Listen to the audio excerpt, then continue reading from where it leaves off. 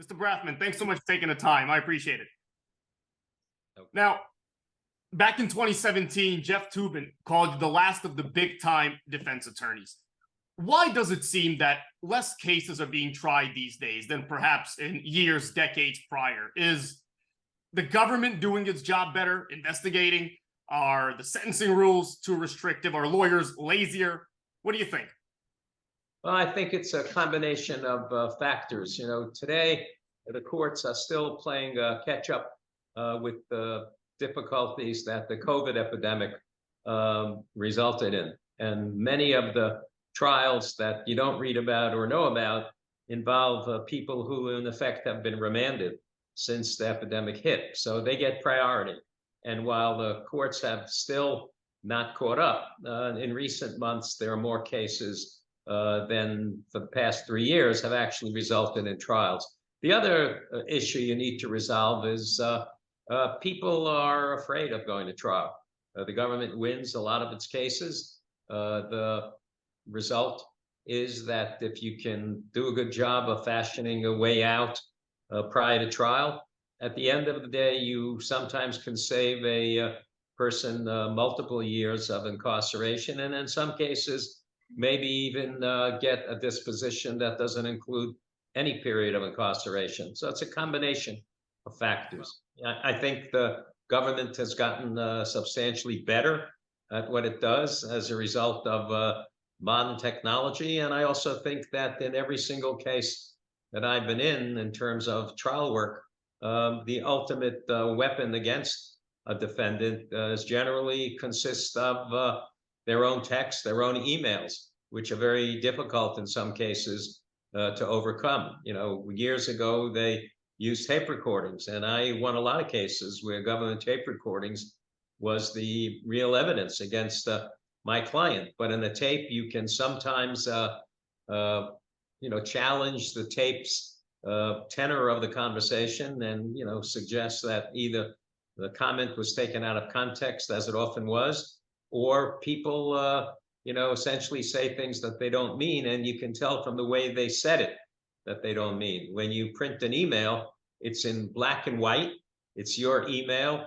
And, I'm going to be speaking about this in the next coming weeks, but, emails are forever and texts are forever. So even though a client says, don't worry about my emails, I've destroyed my server long before I came under investigation. So there's not even a hint of obstruction of justice. The fact is that the government experts and our own experts can restore many of these materials, even after you think they've been erased permanently.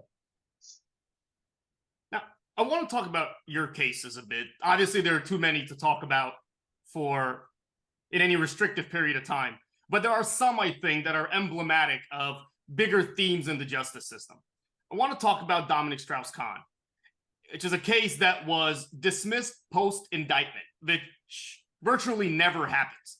Do you think that prosecutors should be more willing to exercise their discretion in cases where it is appropriate, obviously, to undertake these kinds of efforts? Well, that case, which, brought an enormous amount of publicity because not only was he the president of the IMF, he was also going to be the next president of France. And I think in that case, prosecutors were reluctant to let him go back to France. They insisted that he was arrested on a plane.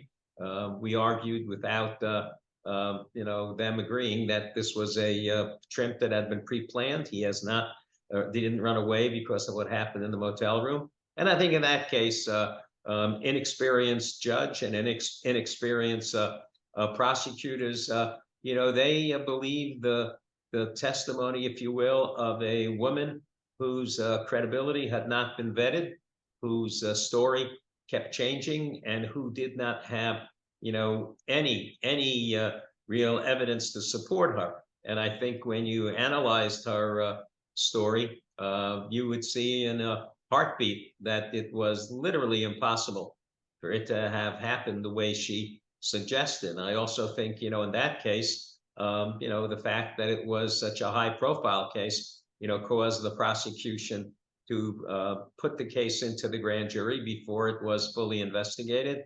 And I think if we are to be given any credit, I think the decision we made very early on is the evidence we developed, we gave to the DA.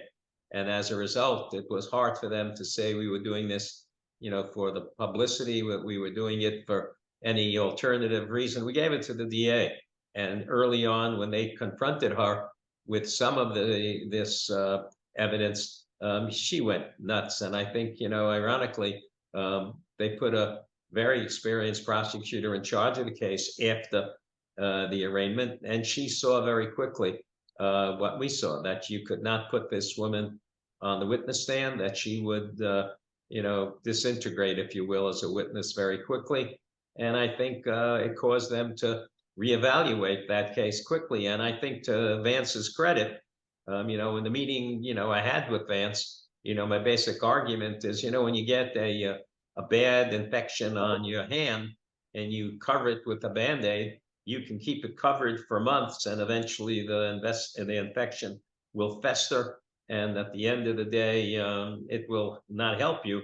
Or you can just rip off the Band-Aid, and in 10 minutes, you will see that the wound that's treatable should be treated. The other thing I should tell you is that whenever he had to go to court, when he was finally released on bail, and we went to court with him, there was so much press and media that the corrections people had to shut down Center Street. And I've been in other high-profile cases. That's never happened before. It was the financial press, the European press, the political press, and everybody else was there. And he came out, and there were 100 microphones set up for you to deal with. So it was quite a spectacle, if you will. But I give them credit. They ultimately dismissed the case after indictment. You're right, that rarely, if ever, happens. And if I had to recount what results were quite good, that's high up there. What does that case say about the grand jury and the indictment process in general, right? When you hear about these things in the media, they sound pretty bad, and they are pretty bad. Nobody wants to be indicted, obviously. But legally speaking, how serious are these things in terms of the way the process goes?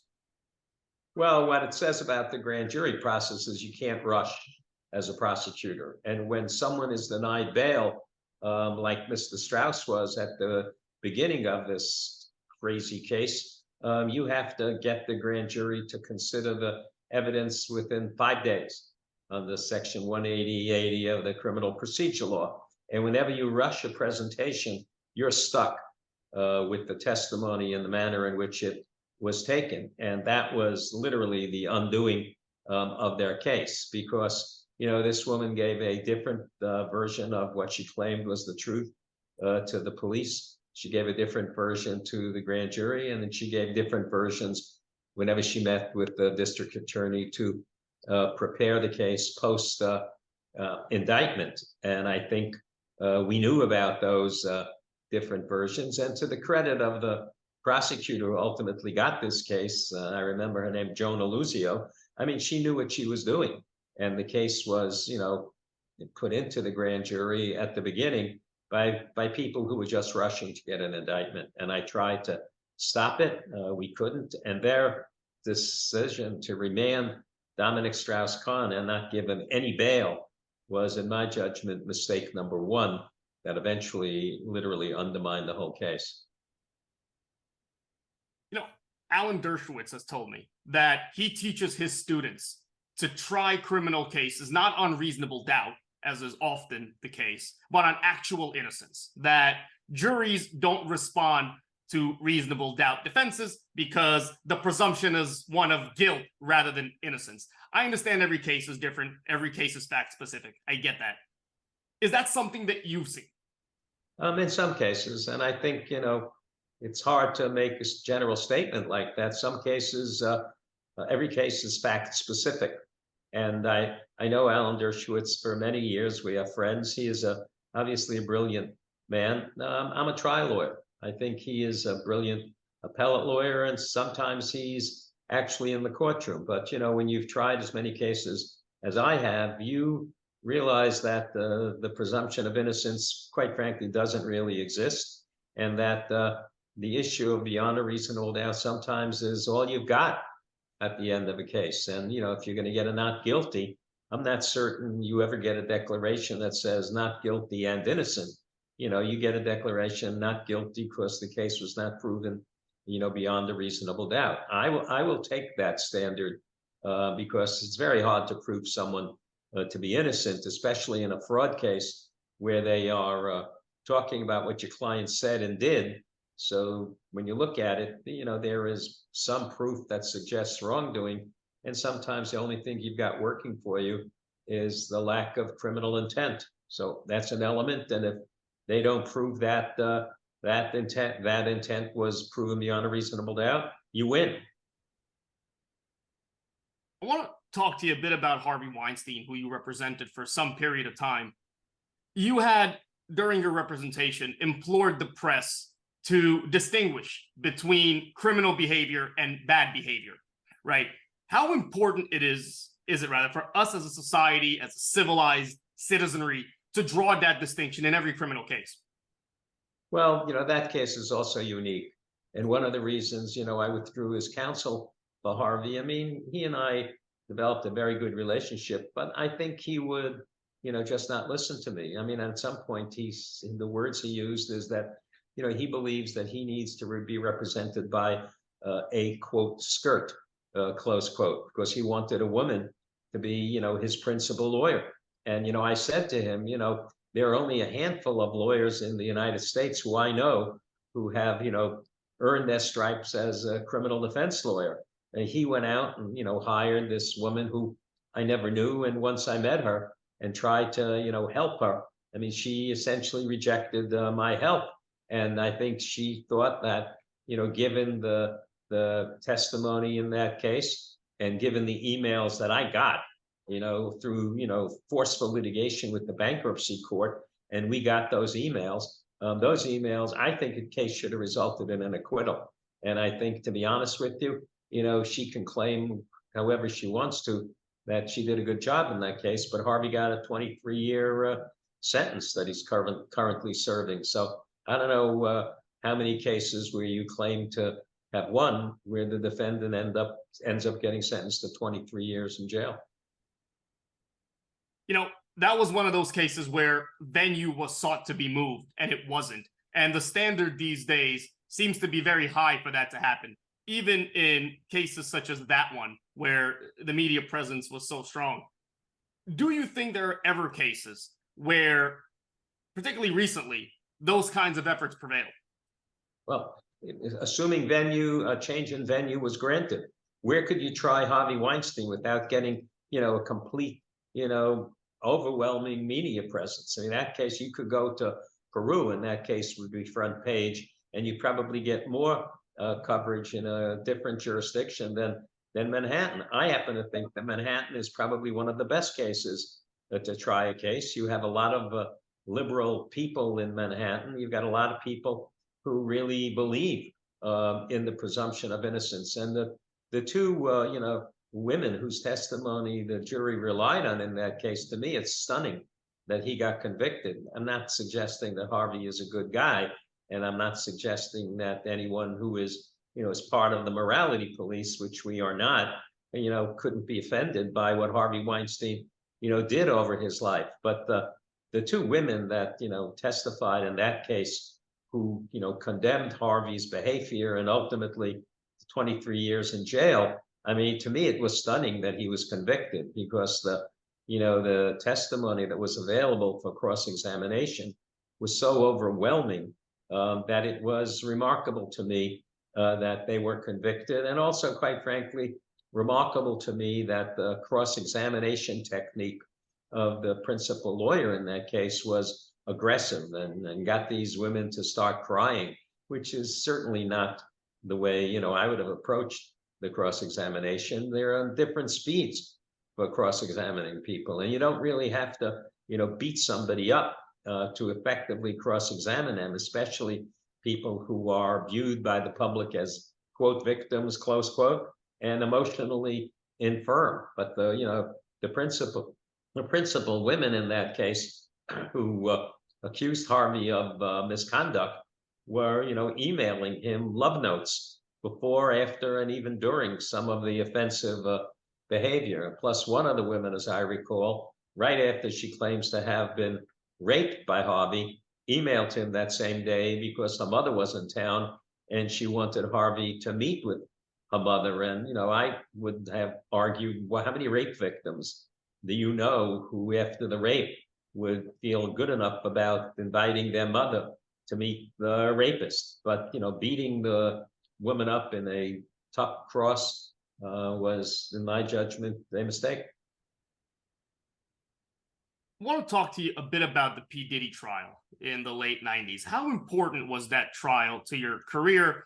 Co-counseling a case with Johnnie Cochran just several years after the OJ acquittal. How big was that for you? It was very big.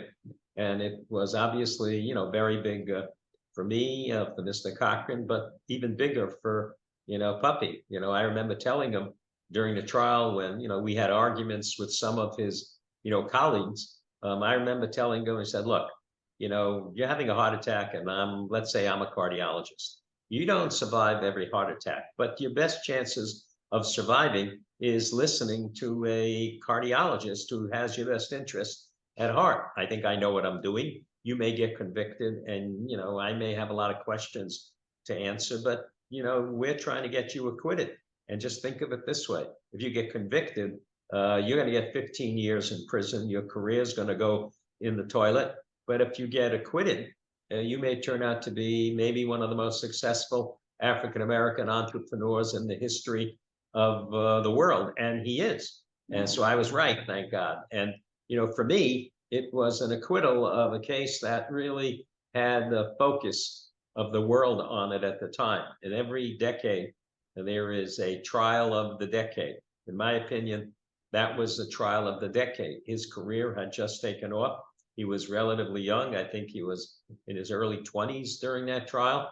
And Johnnie Cochran didn't want to participate in the trial the way people expected. And he deferred to me because he really didn't know the New York rules of evidence, the New York rules of criminal procedure. And I think one of the reasons he brought me into the case was because it's a complicated place to try criminal cases. And, I watched the OJ trial from time to time, and I loved Johnnie Cochran. We became very close friends. But, some of the stuff that Judge Ito allowed them to do in that case would never be tolerated in the New York courtroom. And, Matthew Bogdanos, who was the prosecutor in that case, was exceptionally talented, was very good at his job, still there, trying very important cases for the DA.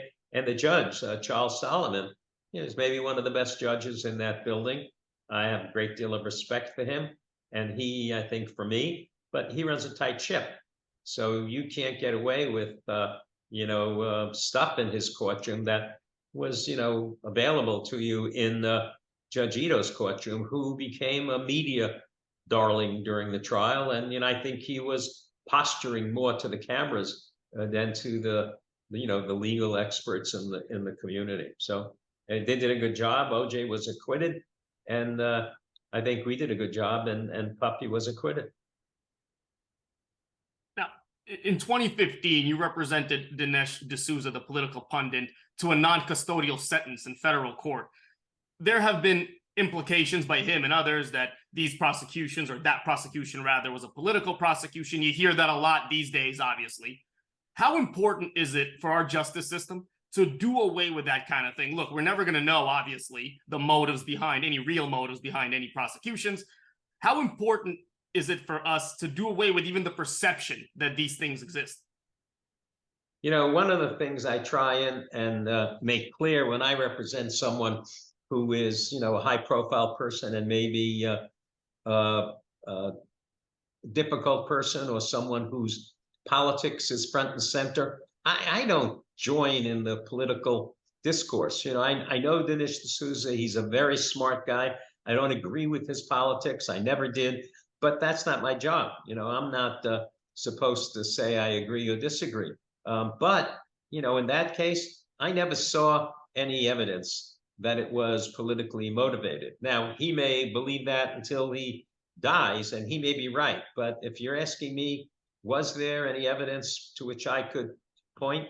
No, but I do think that getting him a non-custodial sentence was a remarkable result in that case. And I not only credit my advocacy, I also credit Judge Berman's decision. I think he's a very smart judge. I think he is not allowed himself to ever be influenced by, issues outside the courtroom.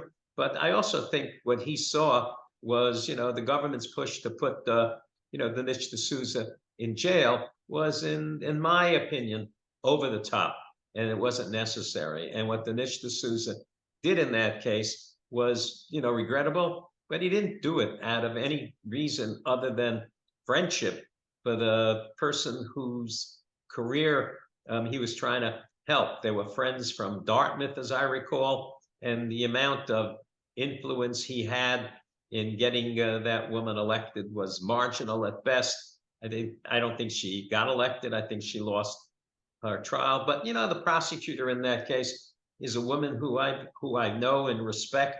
But I think on balance, I think the Southern District, should have come in and said, you know what, Judge, we agree that the non-custodial sentence is appropriate.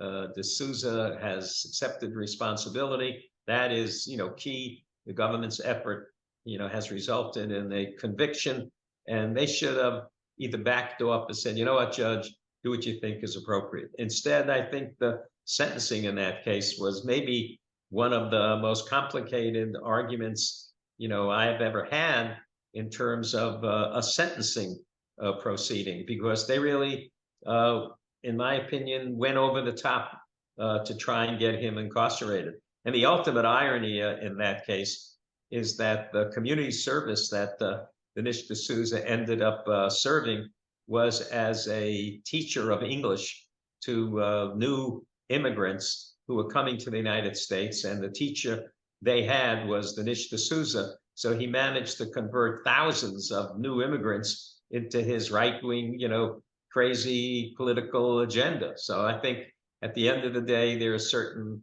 bit of irony in that result. But he never went to jail, which was a good result.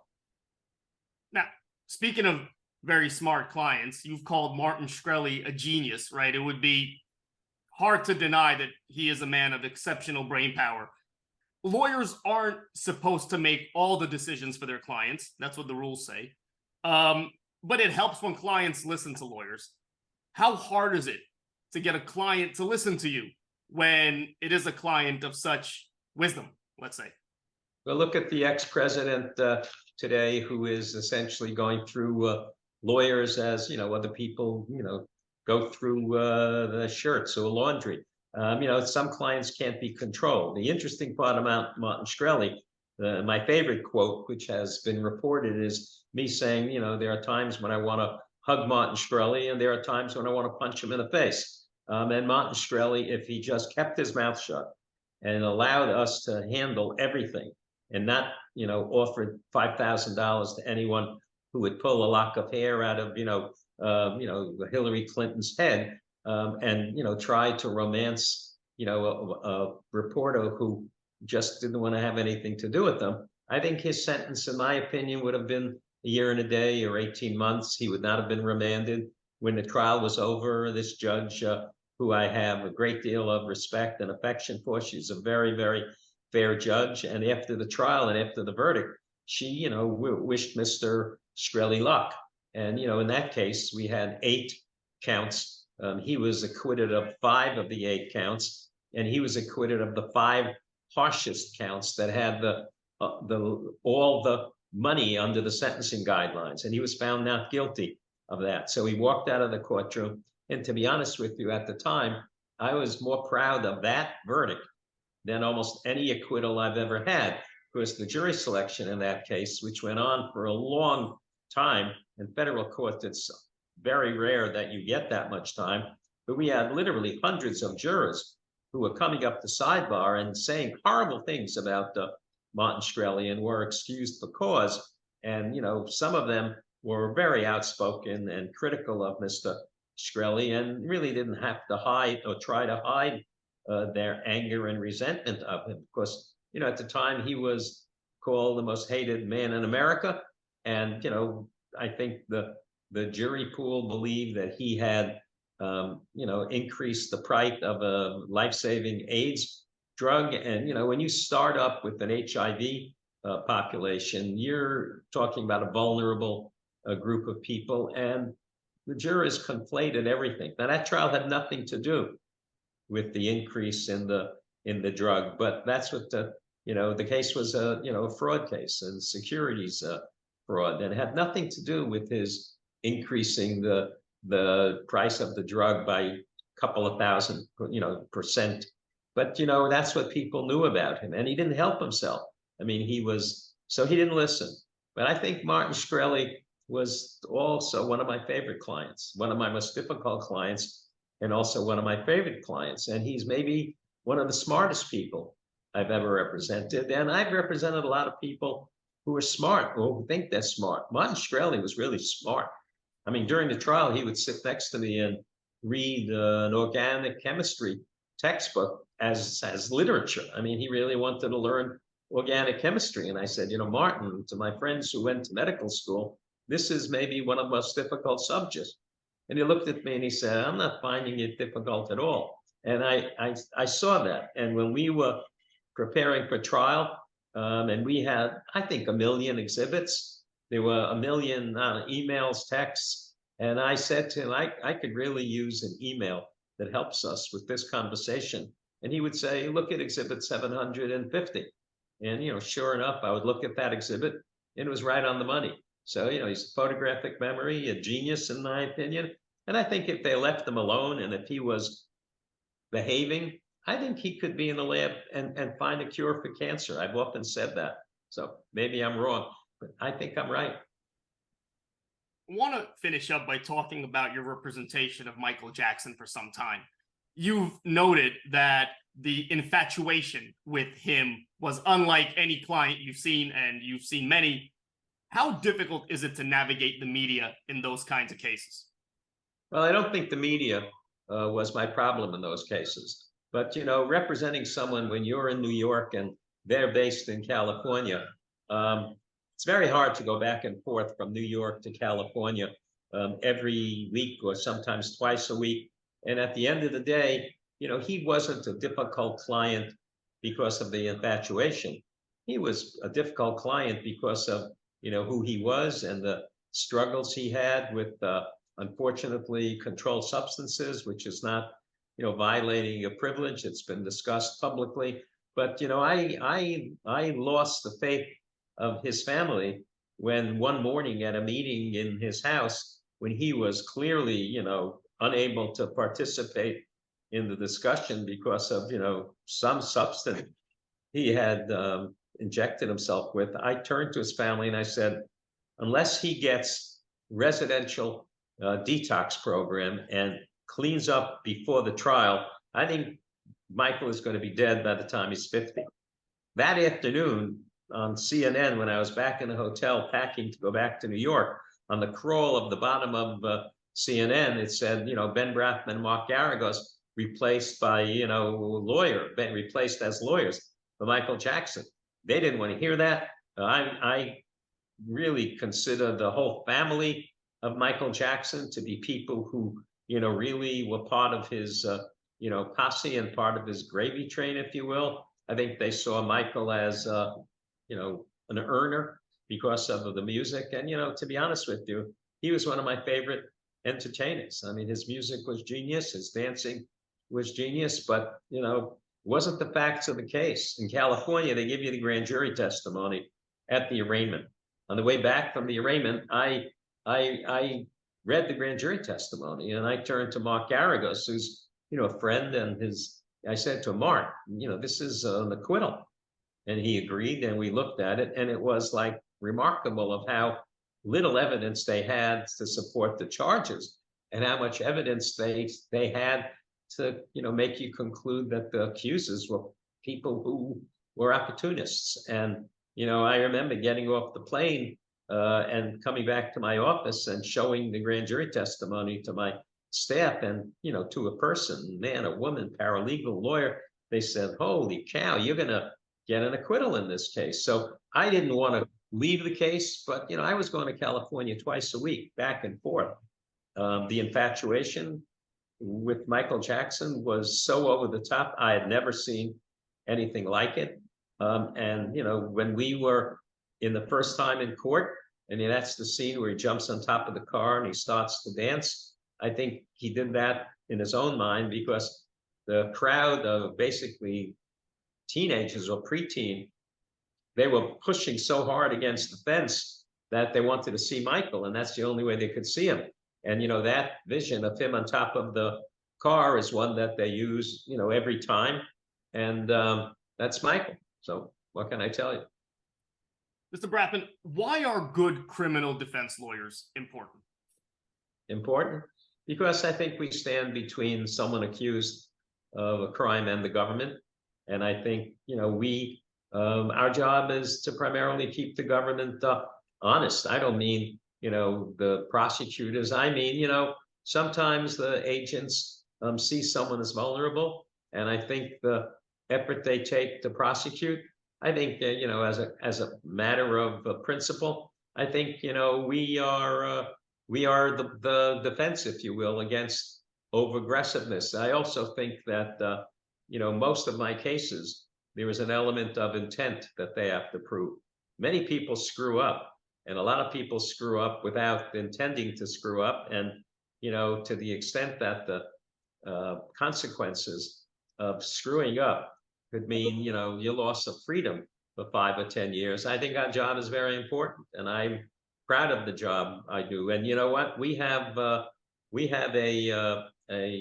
government on the other side. I'm on the courtroom standing next to my client, and it's always the United States of America against John Doe, or the people of the state of New York against my client. It's a daunting proposition to be against the entire government, and the government has unlimited resources, unlimited support staff, and it's the United States of America, and the government. And when I do an opening statement, more often than not, I mention that. I said, these people can stand up and say the government calls its next witness. That's how it's done. They're not the government. The prosecutors, and I think they want to win, and but they're not the government. You're part of the government. So I think we level the playing field a little bit. And I'll tell you something else. I think that on balance, the government wins a lot of the time, despite our best efforts. But as often as I have in the course of my professional life had a jury say not guilty, I'm proud of that record. I know very good criminal lawyers who've never heard a jury say not guilty, because the government, often wins, and those are the statistics. But my job is important to a democracy. Mr. Brafman, once again, thanks so much for your time. Very much appreciated.